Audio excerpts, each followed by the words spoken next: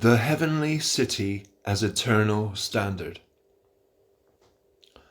The present age is commonly perceived as a time of crisis in which all civilized institutions are threatened by unpredictable forces, and the future of life on Earth is by no means assured.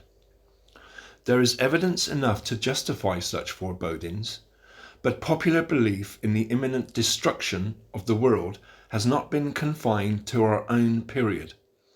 It has reoccurred throughout history, and earlier legends tell of universal floods, fires, and periodic cataclysms in the distant past. At such times, a certain form becomes activated within the contemporary mind, the image of a celestial city. Sightings of the aerial New Jerusalem, as described by St. John the Divine in Revelation at the beginning of the Christian era, have been reported on many subsequent occasions, often at moments of millenarian excitement. Many Christians in the 3rd century believed that they would live to witness the descent of the New Jerusalem, and their hopes were raised when a beautiful walled city became apparent in the skies over Judea. According to Tertullian, it was seen every morning for 40 days, fading away as the dawn lightened. Some 800 years later, bands of poor pilgrims struggling across Europe towards Jerusalem during the People's Crusade were sustained by visions of a glorious city in the air above them, to which ghostly crowds were flocking.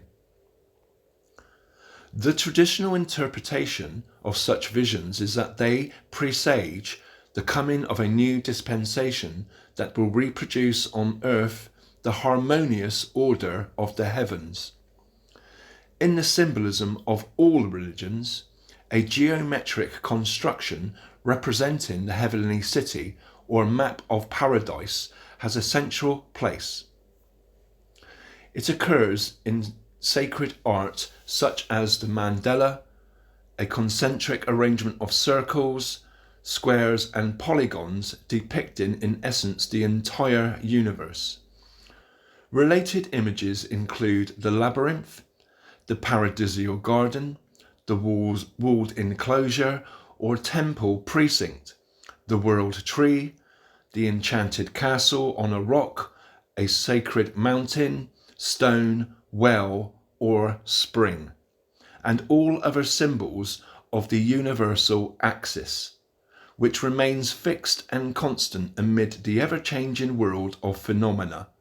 The effect of these symbols is to exert an orderly influence on society and the individual mind. Jung has written much about the therapeutic powers of mandala patterns and their occurrence in periods of mental disturbance. The association between the ideal city image and states of collective and individual madness has caused psychologists and historians generally to emphasize its function as a compensatory fantasy, occurring to oppressed, fanatical, or feeble-minded people in times of trouble. Yet its reality as an archetype, as an innate component of human mentality, is apparent from its spontaneous appearance in different ages, and its potential is by no means exhausted by its effect on the morbid. The ancient philosophers venerated the established image of the celestial city and based all their studies on it, regarding it as a true revealed image of God's creation and thus the appointed standard for all human affairs. In terms of the sacred units of measure, those that represent fractions of both the universe as macrocosm and the human microcosm, its dimensions displayed certain numbers which were also prominent in ancient astronomy, timekeeping, and all other numerical sciences. These same numbers were also found to express the harmonic intervals in the musical scale, long before Pythagoras made his famous experiments with lengths of string and pipe. The relationship between number and sound had been well noted. The ancient rulers specified certain lawful scales that had to be followed in all musical compositions. The reason for this was that they recognized music as the most influential of all arts, appealing directly to the human temper, and thus a potential cause of disturbance in their carefully ordered canonical societies. The canon of number, in codifying the dimensions of the world, sacred measures, and the ratios of geometry and music, were preserved in the state temples, which were the centres of ancient government and education. There it was studied by all who aspired to practice priestcraft, politics, or any of the arts that influenced the forms of society. By this means, said Plato, civilizations governed by the canon were kept stable and uncorrupted over thousands of years. In his time, the 4th century BCE, the Egyptians alone maintained their state canon. He refers to it in Book 2 of the Laws. The important passage where the canon is mentioned is part of a conversation between a Cretan, Cleinias, and his visitor, a senior political philosopher from Athens, whose ideas are closely identified with Plato's.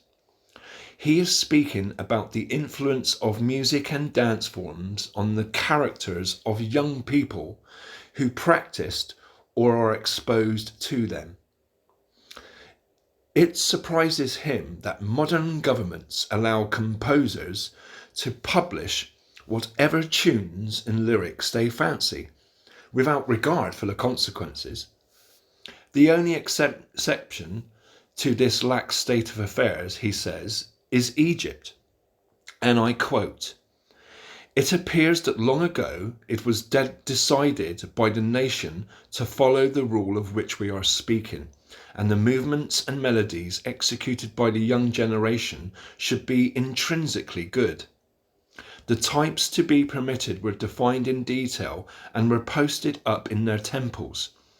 Painters and all other designers of dance or imagery were forbidden to deviate from these types or introduce new ones, either in their own arts or in music.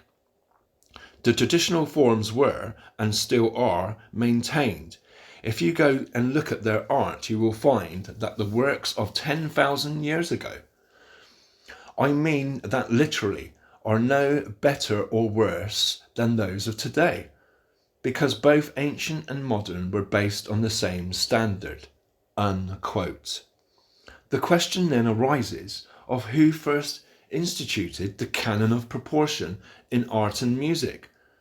And the Athenian continues, and I quote, "One could doubtless find things to criticize in other Egyptian institutions, but in the matter of music it is a very noteworthy fact that it is proved possible to canonize those forms of music which are naturally correct and establish them by law. This must originally have been the work of a god or a godlike being, and indeed the Egyptians attribute the forms of music which have been so long preserved to Isis." Unquote.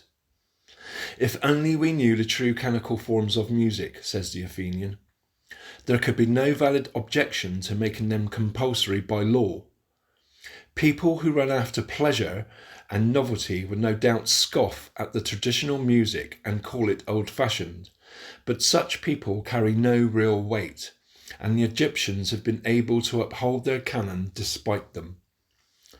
By Plato's time, the very idea of a canon of music had been forgotten everywhere except in the academies of Egypt.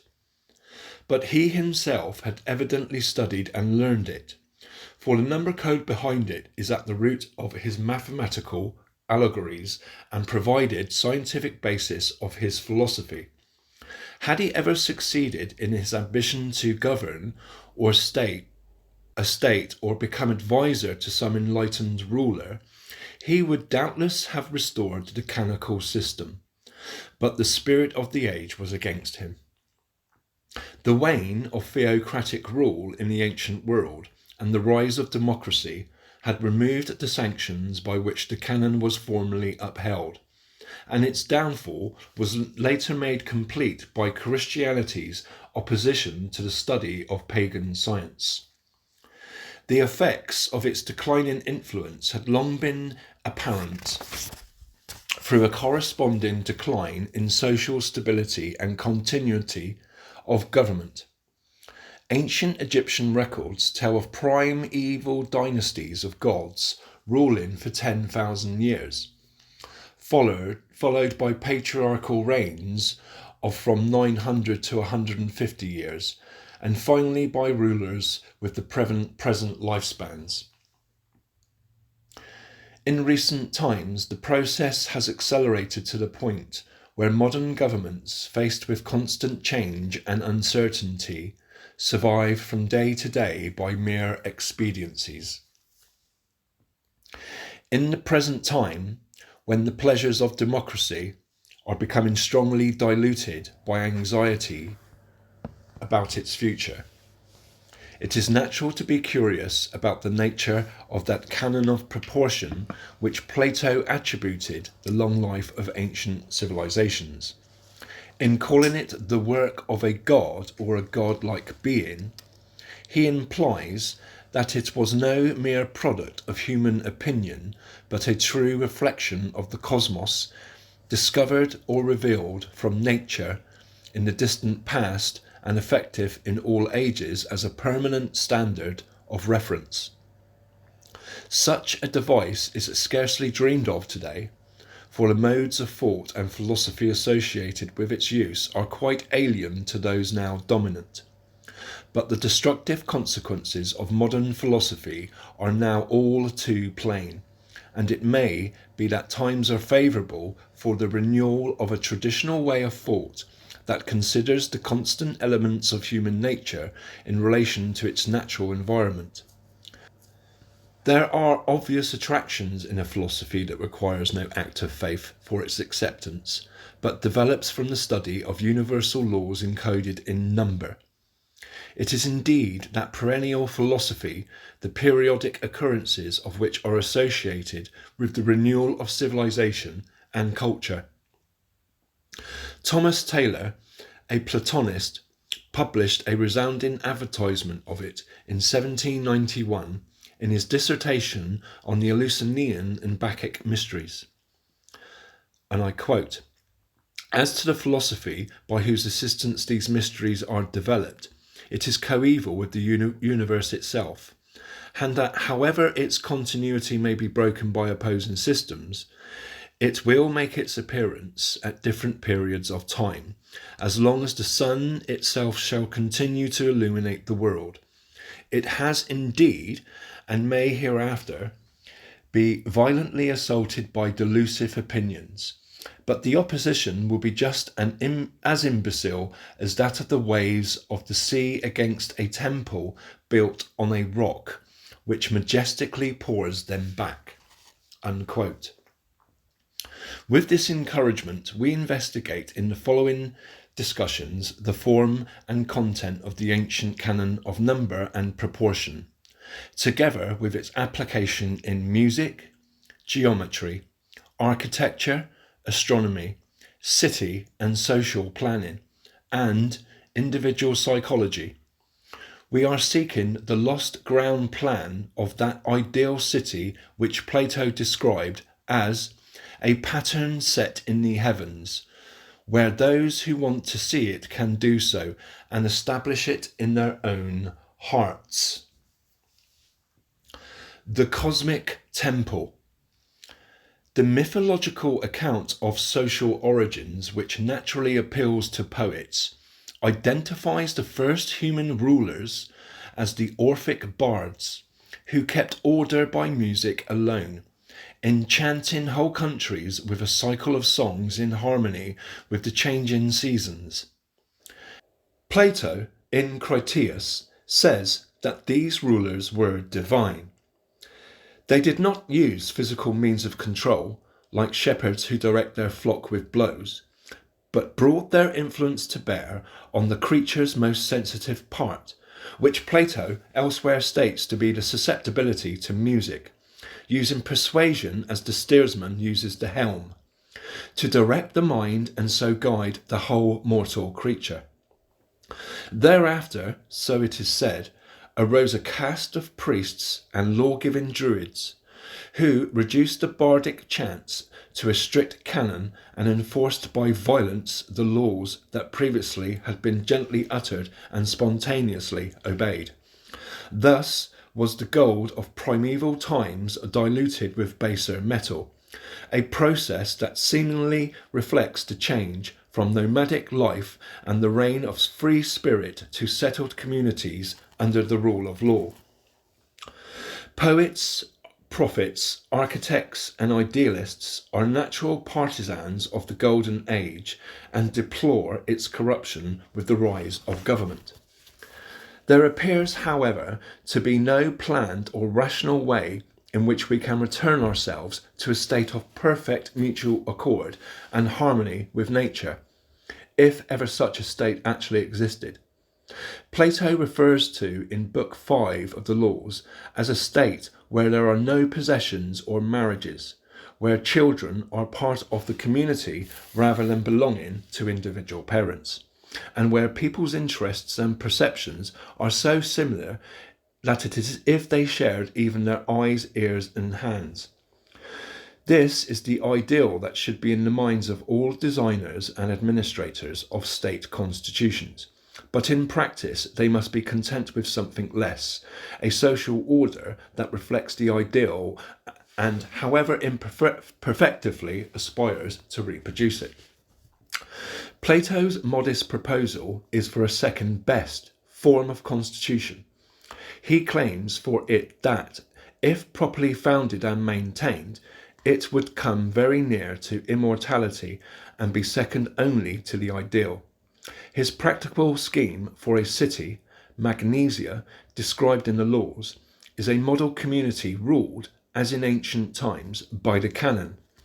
The strictness with which Plato defines its laws and the civic duties of its inhabitants has provided an excuse for those who dislike his hard logic to dismiss him as a totalitarian and opponent of liberty. In fact, he was the very opposite of those things. Plato's intention was to free his fellow citizens from slavery and tyranny by discovering the social and psychological causes of such evils. In the Republic, in his famous account of how even the best constitutions tend to dissolve into an anarchic form of democracy, which is enjoyable for a time because everyone does what he or she wants, but ultimately becomes intolerable for lack of standards. All distinctions between good and evil having been abolished. The inevitable outcome, says Plato, is that a dictator is acclaimed to power, and he indeed provides standards of a sort, but they are merely to support his own rule. Thus, the natural equitable laws of a canonical structured society are replaced by the arbitrary decrees of a tyrant. The understanding behind all Plato's essays in ideal constitution making is that settlements and civilizations are not natural growths, but human constructions. Like all artifacts, they are subject to decay, but the process can be retarded and made scarcely perceptible by adopting a constitution designed by specialist craftsmen using the best possible model. The type of craftsmen Plato had in mind were philosophers, and the archetype he required them to follow was the plan of the celestial city, representing the complete order of the universe. Its traditional formula was evidently known to Plato, for he refers to it cryptically in several works, particularly the Laws.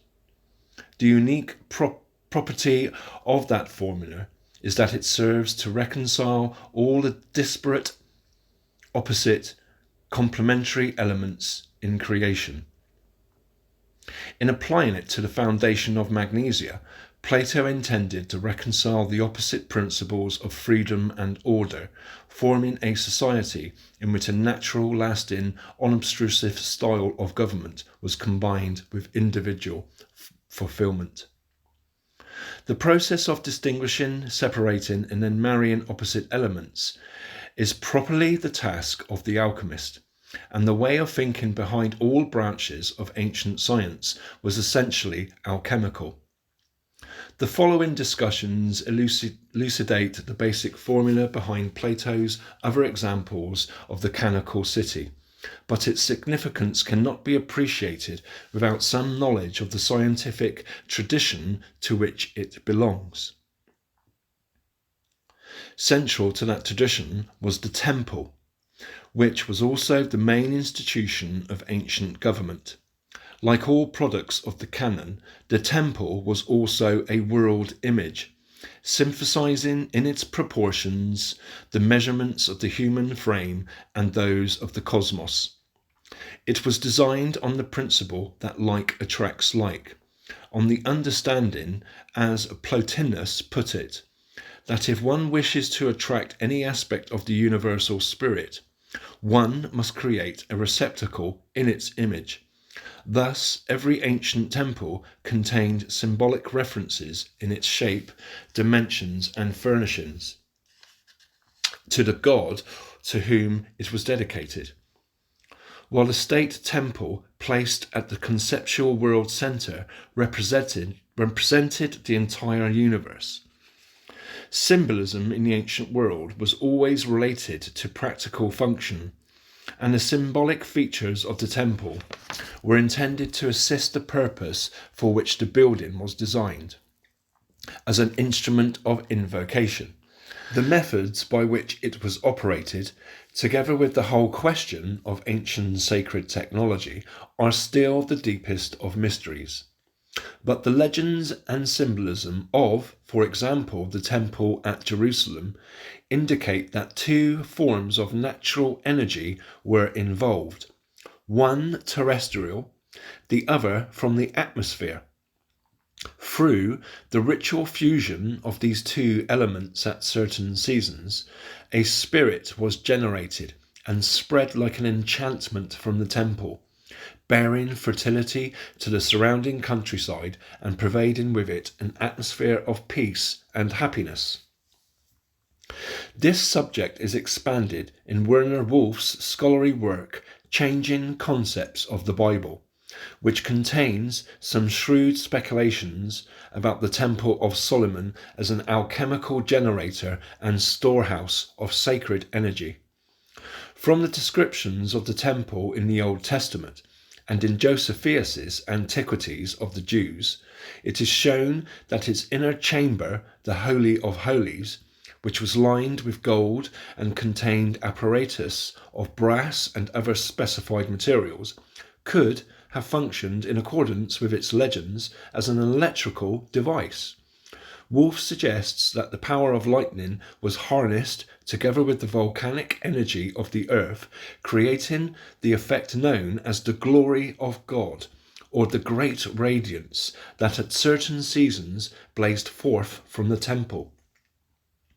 An earlier writer, Salverte, quoted in Thomas Milner's Gallery of Nature, concluded from Josephus' account that a forest of spikes with golden or gilt points and very sharp covered the roof of this Jerusalem temple, and that this roof communicated with the caverns in the hill of the temple by means of metallic tubes placed in connection with the thick gilding that covered the whole exterior of the building.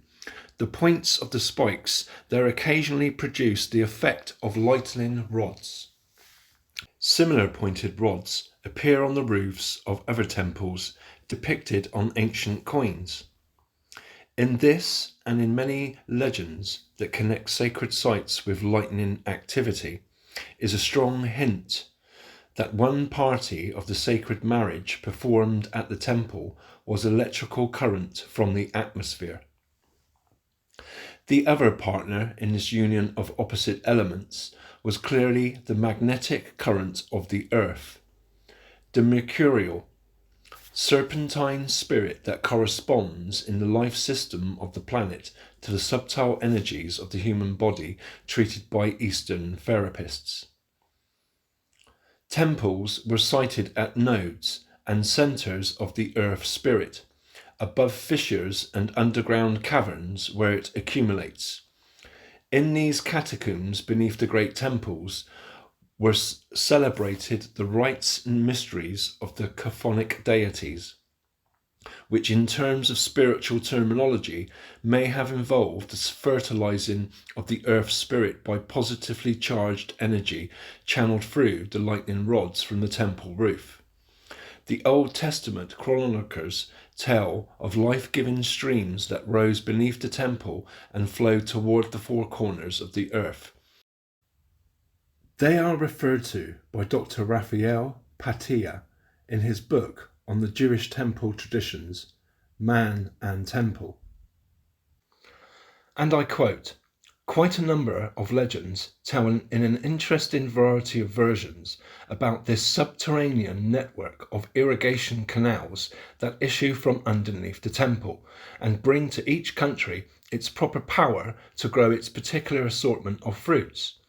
If a tree were planted in the temple over a spot whence the water vein issued forth to a certain country, it would grow fruit peculiar to that country. This was known to King Solomon, who accordingly planted in the temple specimens of fruit trees of the whole earth. The waters that issued forth from the temple had the wonderful property of bestowing fertility and health. Legends have it that as in the days of old, so again in the days of the Messiah, all the waters of creation will again spring up from underneath the threshold of the temple, and will increase and grow mighty as they pour forth all over the land." Unquote.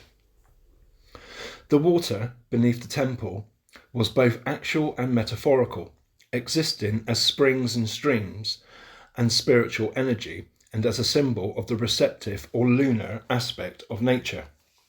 The meaning of that principle is too wide and elusive for it to be given any one name, so in the terminology of the ancient science it was given a number, 1080.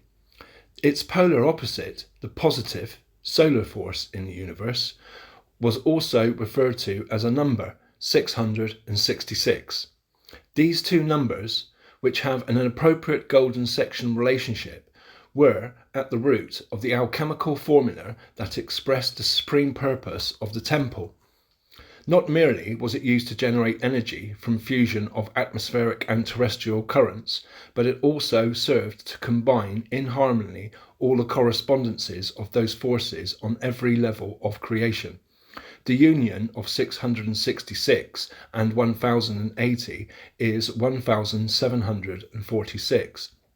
And when, later on, the arithmetic and symbolic qualities of that number are investigated, it is seen how worthily 1746 represents the union that was consummated at the temple, the marriage between heaven and earth.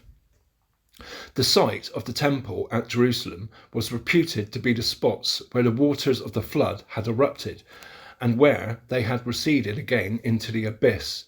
The waters were pressed down by a great rock, which was the foundation of the temple. Patia writes, and I quote, "In the middle of the temple, and constituting the floor of the Holy of Holies, was a huge native rock, which was adorned by Jewish legends with the peculiar features of an omphalos, the navel of the earth. This rock, called in Hebrew Eb-hen Shetiyah, the stone of foundation, was the first solid thing created, and was placed by God amidst the as yet boundless fluid of the primeval waters. Legend has it that just under the body of the embryo is built up in its mother's womb from its navel. So God built up the earth concentratedly around the stone, the navel of the earth. And just as the body of the embryo receives its nourishment from the navel, so the whole earth too receives the waters that nourish it from its navel.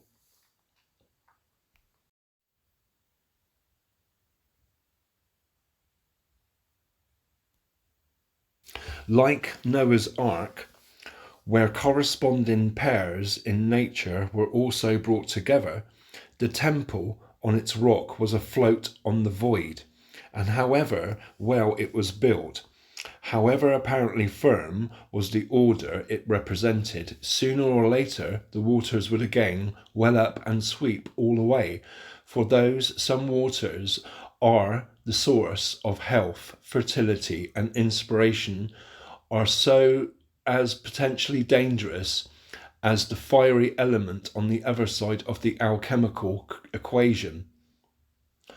On the mental plane, they were located in the depths of the unconscious mind, from which they may rise up to overwhelm the order of sanity or inner temple constructed by each individual.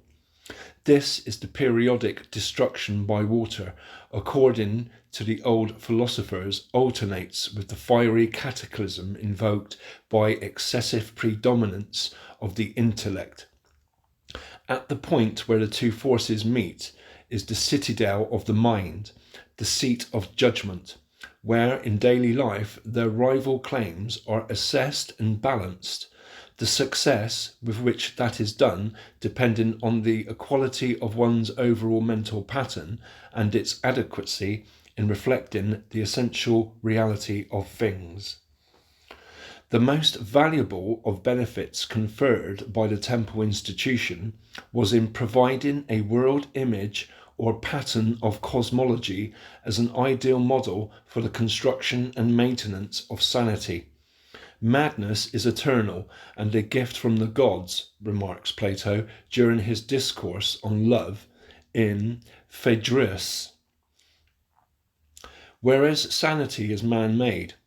But since civilized people cannot live by inspiration alone, the rational mind should be composed like the rational city, after the pattern set in the heavens. Thus, human nature and the order of the universe were seen as products of one archetype, the pattern that the Creator had in mind when he set about his work.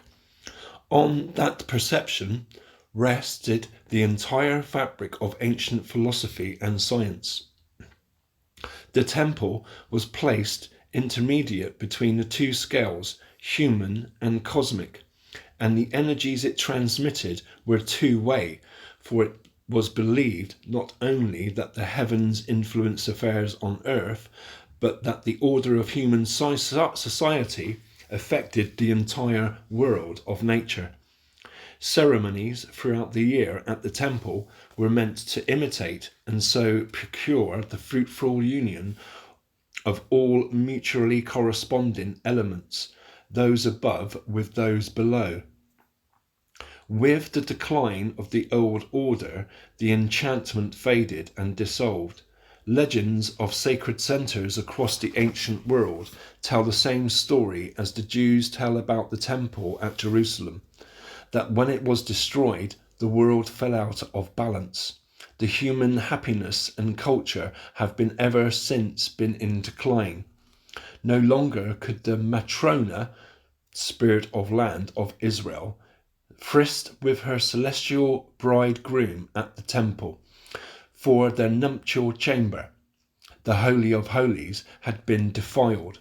Her melancholy plight was described in the medieval Sohor Hadash, quoted by Patia. Every night she wanders around the precincts of the ruined temple, wailing, my couch, my dwelling place, in thee came unto me the Lord of the world, my husband, and he would lie in my arms, and all that I wished for he would give me. At this hour he used to come unto me, he left his dwelling place, and played betwixt my breasts. my couch, dost thou not remember how I came unto thee rejoicing and happy? And those youth, the cherubs, came forth to meet me, beating their wings in welcome. And here went forth nourishment into all the world, and light and blessings to all. I seek for my husband, but he is not here. I seek in every place. At this hour my husband used to come unto me, and round about him many pious youths, and all the maidens were ready to welcome him. And I would hear from afar the sound of twin bells tinkling between his feet, that I might hear him even more before he came unto me. All my maidens would laud the Holy One, blessed be he, then retire to each her place, and we remained in solitude, embraces and kisses and love. My husband, where arto hast thou turned? Thou didst swear that thou wouldn't never cease to love me, saying, if I forgot thee, O Jerusalem, let my right hand forget her cunning. This haunting scene illustrates the clearest possible fashion the true meaning of the temple as the place of union between the energies of earth and cosmos. The destruction of the temple is not, however, the end of the story, for part of its legend is set in the future. One day, it is said, the temple will be restored. The sacred world order will again be established, and harmony between men and nature will once more prevail. That event, according to all prophecies, will take place at a period of extreme need and desperation. Its timing is beyond human control, but the human mind is presumably the medium through which its coming is made apparent. It may be that nature, that great enigmatic organism, directs in a subtle way the intelligence of her human products, reordering patterns of mind in accordance with the necessity of the situation. The present interests of nature, it is now very clear, demand and fundamental change in the prevailing cosmology. Our beliefs about the nature of the world and how best to relate to it. That idea sets the mind in pursuit of an ideal cosmology, and on the seek and ye shall find principle, such a quest invokes its subject. Awaiting the seeker is the outline of a celestial city, the very same as appeared to St. John on Patmos, agreeing in its dimensions with the cosmological cities and temples that sanctified the earth over long ages of the distant past.